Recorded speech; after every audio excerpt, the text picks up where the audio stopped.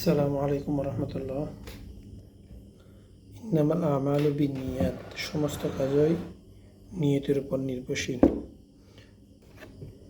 আমরা যে কোনো ভালো কাজ করি, যদি আমাদের নিয়ত শুদ্ধ না থাকে, নিয়ত শুদ্ধভাবে যদি আমরা আল্লাহ তাআলার জন্য একমাত্র না করি, তাহলে অবশ্যই আমাদের কোনো ভালো কাজ আল্লাহ তাআলার কাছে গ্রহণযোগ্য হবে না।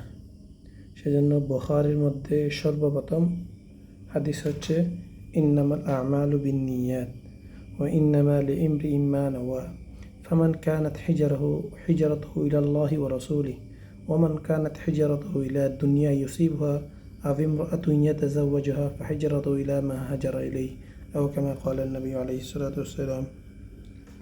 সেজন্য আমরা এমন ছোট থেকে ছোট কাজ করি না, যেটা নিয়ত একমাত্র খালেস আল্লাহ তাআলার জন্য করতে হবে। আর আমরা যত বড়ই কাজ করি না কেন, সেটারও নিয়ত একমাত্র আল্লাহ তাআলাকে রাজি খুশি করার জন্য করতে হবে।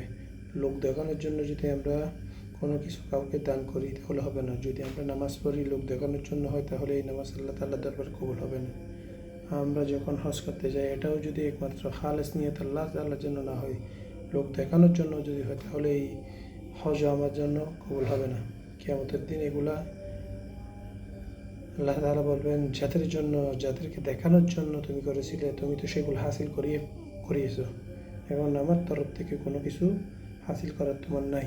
সেজন্য এখন বন্যার মধ্যে অনেকে ত্রাণ দিচ্ছে, সেগুলোও একমাত্র আল্লাহ তাআলার খালেস নিয়তের জন্য করতে হবে। যদি লোক দেখানোর নিয়ত করে, তাহলে কোনো কিছুই কবুল হবে না। সেজন্য আমরা যতটুকুই কাজ করি না কেন, যতটুকু আল্লাহর রাস্তায় দান করি না কেন, সদকা করি, দান করি, যাকাত দিই, হজ করি, নামাজ পড়ি, রোজা রাখি, যত কিছুই করি না কেন, একমাত্র নিয়ত হতে হবে খালেস নিয়ত।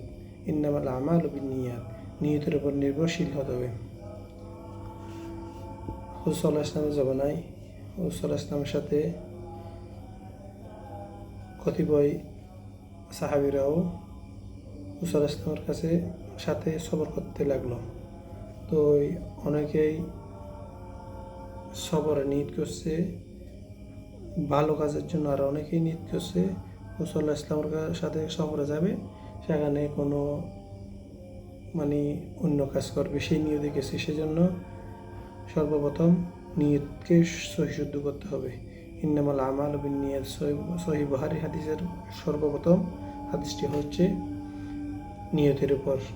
সেজন্য আমরা সর্বদা যা কিছু করি না কেন, একমাত্র আল্লাহকে রাজি খুশি করার জন্য করলে অবশ্যই ভালো হয়।